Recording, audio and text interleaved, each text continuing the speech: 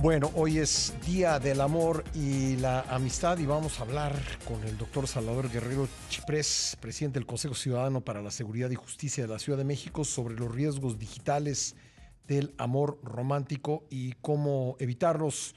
¿Cómo estás, Salvador? Gusto saludarte. El gusto es mío, Pascal. De igual gusto saludo con él a toda tu audiencia. Buenos Oye, días. pues cada vez más personas recurren a sitios digitales, a apps, para pues buscar a su media naranja, como se dice popularmente. ¿Qué es lo que ha dejado esta experiencia? El uso de redes sociales, en fin, sitios digitales en esta búsqueda. Bueno, nosotros acabamos de dar a conocer un reporte que se llama precisamente Riesgos Digitales del Amor Romántico y plantea que en estos 4 años que hemos observado este fenómeno, descubrimos que prácticamente el 90% de todos esos riesgos se concentran en cuatro temas: Ujú. sextorsión, ciberacoso, ciberextorsión por infidelidad, así como fraude amoroso. El que tú tocas, que es fraude amoroso, se refiere a esta práctica, sí, el intento de buscar a una pareja que, digamos, nos complemente en la lógica del amor romántico, Ujú. en ese espacio que supuestamente tendría las mismas certezas que tenía el espacio convencional que fue desplazado en estos 30 años. Lo que observamos es algo paradójico, que de pronto teníamos una desconfianza o tenemos dudas acerca de las relaciones convencionales y la forma de llegar a ellas. Esas dudas se construyeron en estas décadas, y en esta última década, en el mundo digital, abrimos algo completamente distinto a esa, digamos, situación crítica que teníamos, y aceptamos como si fuera completamente seguro la posibilidad de encontrar a otra persona, pues para una relación amistosa, amorosa o eventualmente para un encuentro sexual ocasional. Y lo que estamos planteando en el Consejo Ciudadano es que encontramos cuando menos tres tendencias. La primera de ellas: Ujú. el 70 al 80% de los reportes de las personas más jóvenes nos indican el riesgo de sextorsión. Segundo, ha subido las víctimas hombres que han sido amenazadas con que se dé a conocer que salen con otra persona mientras están casadas. Actualmente representan el 41% de los varones. Y tercer lugar, algo muy importante: las personas que tienen de 60 años y más, ahora resulta que son más víctimas de fraude de aquellas que, bueno, las personas más jóvenes. Estas tres tendencias las hemos encontrado a partir de este análisis Ujú. con base en la revisión de 4,000 casos del 2021 a este momento. Oye, ¿cómo opera el fraude en la búsqueda de una relación romántica? ¿Cuáles son, digamos, las principales modalidades de las cuales debiera cuidarse la gente que está utilizando las redes u otros sitios digitales para esto? Yo creo que la más importante es esta doble ficción que consiste en dibujar un perfil de una persona, varón o mujer, que no corresponde a la realidad. Ujú. No es el nombre real, no es la actividad laboral o profesional o económica real, eventualmente tampoco es siquiera el outfit que realmente usa esa persona. Ujú. Entonces esa persona falsifica una personalidad y la presenta en Internet. El segundo momento del engaño es cuando, después de establecida la confianza, esa persona procede precisamente a crear una nueva falsedad, una situación de urgencia. Por ejemplo, que necesita dinero por una crisis familiar, Ujú. para pagar una tarjeta de crédito, por un negocio pendiente, por una crisis jurídica, judicial, porque tuvo un accidente, porque tiene que viajar urgentemente para conocer por primera vez a su, comillas, amado, comillas, amada. Entonces resulta que en ese momento sugiere o plantea de manera explícita y a veces hasta muy demandante que deposite una cantidad Ujú. de dinero para ayudarle a salir de esa situación. Además, hemos descubierto en estos 4 años que no solo es el tema del fraude amoroso, sino que puede conducir a otros delitos. Por ejemplo, trata de personas. Ujú. Puede estar correlacionado el enganche con una posibilidad de que se ofrezca una compraventa de una propiedad o de un vehículo, y puede también vincularse a una situación de una falsa oferta laboral para consolidar la posibilidad de que esa persona esté en la misma ciudad o en la cercanía de aquella que está aspirando a que lo acompañe. Ujú. Esta es la modalidad, las modalidades predominantes de lo que llamamos fraude amoroso, querido Ujú. Pascal. Oye, te escuchaba que decías que los adultos mayores han sido víctimas de esto en un porcentaje mayor. Supongo que también los menores de edad, ¿no? No, por supuesto, Ujú, pero aquí destaca que los menores de edad son más víctimas de sextorsión, ujú, mientras que los adultos mayores van crecientemente siendo víctimas de fraude amoroso ujú, después de los 60 años.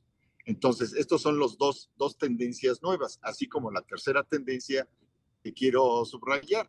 Aunque sigue siendo mayoritaria la cantidad de mujeres que es víctima, por ejemplo, de la ciberextorsión por infidelidad, es decir, cuando alguien le dice, bueno, yo voy a proporcionarte algo que tu marido no te da, se genera esa condición en la cual se dan esos encuentros y después esta persona, este hombre dice, pues ahora le voy a dar a conocer a tu marido que sales conmigo y entonces comienza la ciberextorsión. ujú, Lo mismo ocurre con los varones que son víctimas de mujeres y ellos están casados. Entonces, en este caso teníamos un porcentaje de hombres que eran víctimas de ciberextorsión por infidelidad, que era de alrededor de 15% hace 3 años, y ahorita estamos hablando de que son víctimas en 41% de los casos. Así que estas tendencias, jóvenes víctimas de sextorsión, ujú. adultos mayores víctimas de fraude amoroso y ciberextorsión por infidelidad que hace víctimas a varones son algunos de los hallazgos que tenemos en este estudio que hemos dado a conocer y prevenimos de una manera muy sencilla.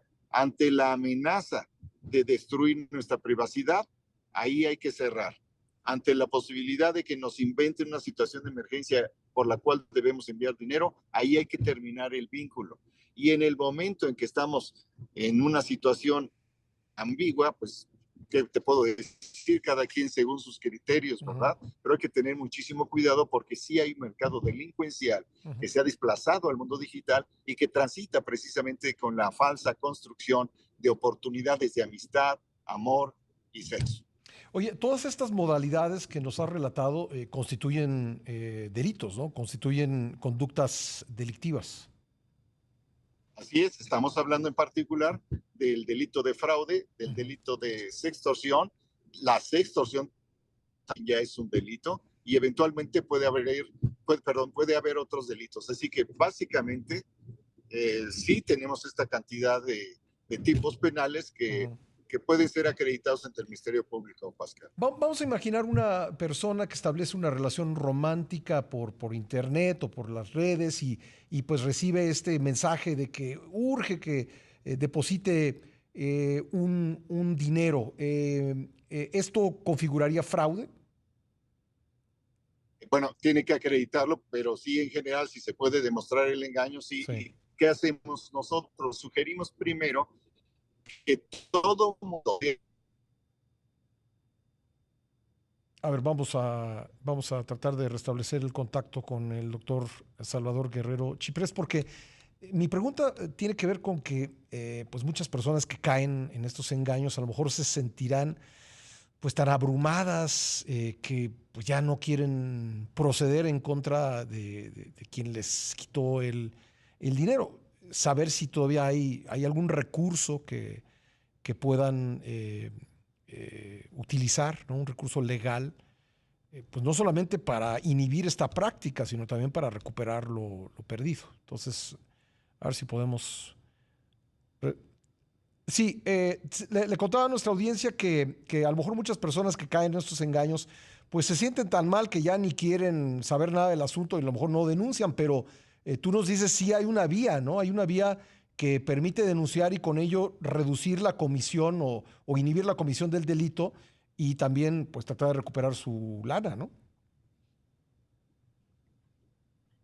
Bueno, te comento un caso que yo abordé personalmente la semana pasada. Ujú, Esta persona era víctima de sextorsión sí. y lo que le planteamos es ante el miedo que tenía de que su familia, su pareja, otras personas conocieran de las fotografías que el extorsionador quería mostrar si no le entregaba dinero, dijimos, hay que hablar con el círculo más cercano, decirles en qué situación te encuentras, te acompañamos en lo emocional y te acompañamos en lo jurídico.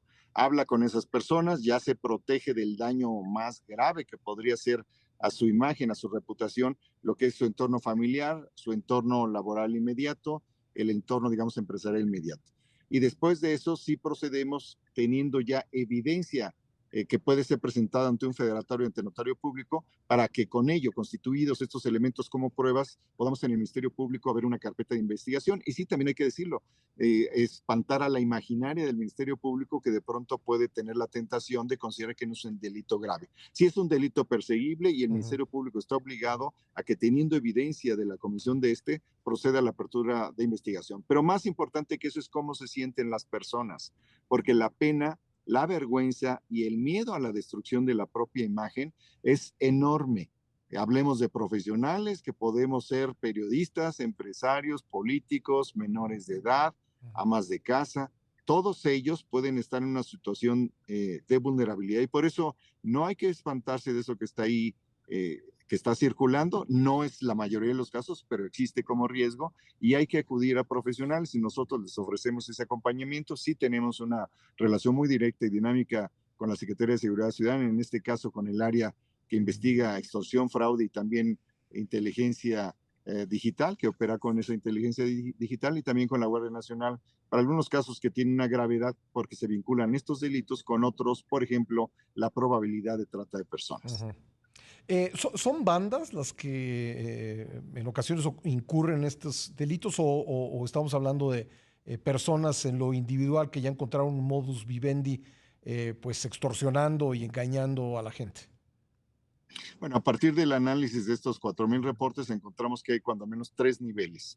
Digamos, un nivel de lo que tú sugieres que es, llamaríamos nosotros de baja peligrosidad, 2 o 3 o 4 personas que tienen un microcentro telefónico donde hacen un poco de investigación y empiezan a hacer estas llamadas. Puede haber nivel delincuencial de media peligrosidad, donde ya estamos hablando de personas que se especializan en alguno de estas prácticas o que especialmente según la época van desarrollando algunas de ellas. Y puede haber eventualmente organismos de una peligrosidad mayor que utilizan como enganche, por ejemplo, en la ciberextorsión por infidelidad, a personas de cierta presencia, de cierta imagen, que colocan como si fueran mujeres ingenuas y en necesidad de afecto, que pueden ser de un origen distinto pues, al mexicano, y que eventualmente también lo hacen con mujeres con varones. Así que sí existen los 3 niveles de peligrosidad que se ocupan de esta depredación patrimonial por medios digitales.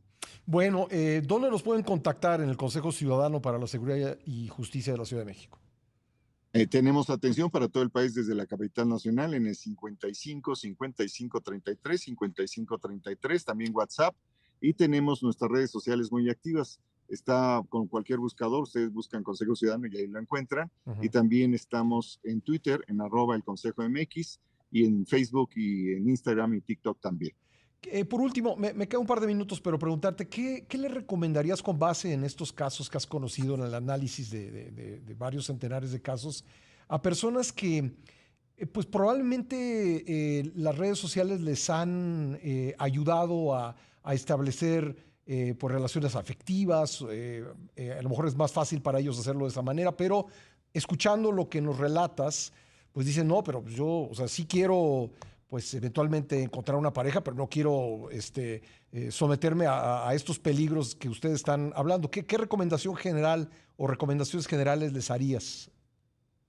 Bueno, primero que nada hay que checar la consistencia de la información, relacionando los datos que corresponden a nombre, a edad, a profesión, y también hacer búsquedas inversas, por ejemplo, relacionando la imagen con el nombre, eventualmente teniendo contactos por plataformas como Zoom antes del encuentro inicial. También, aún ya establecida la relación y conociendo materialmente a la persona, hay que asegurarse de que sea robusto y lógica la información con que esta persona presenta una cierta identidad. Realmente es relativamente fácil identificar cuando algo está mal. Yo creo que aquí es una situación paradójica la que se vive, porque hace 30 años empezamos con estas dudas sobre las relaciones convencionales, hace 10 años ya en el mundo digital instalados todos a nivel global, comenzamos a desmantelar todas nuestras dudas y de pronto, en vez de tener este sentido crítico que teníamos por las relaciones presenciales, tenemos una ausencia y una precipitación sin cautela para entregarnos a los brazos de esta ilusión digital que habita en todos lados. Hay que decir que muchas personas han construido relaciones exitosas ahí, pero sí existe el riesgo. No hablemos del documento que está en Netflix ahí de Shimon Hayot, que es muy ilustrativo porque afecta a todos los grupos etarios, especialmente también hay diferentes mercados, y esto es muy importante, Pascal, porque el daño estamos hablando de entre 500 y 50,000 pesos, el 80% de los casos, pero tenemos uno de 1,5 millones de pesos, por ejemplo, Sí. y hay que asumir que hay una cifra negra que estimamos nosotros en 96%, así que hay muchísimas personas que deben de saber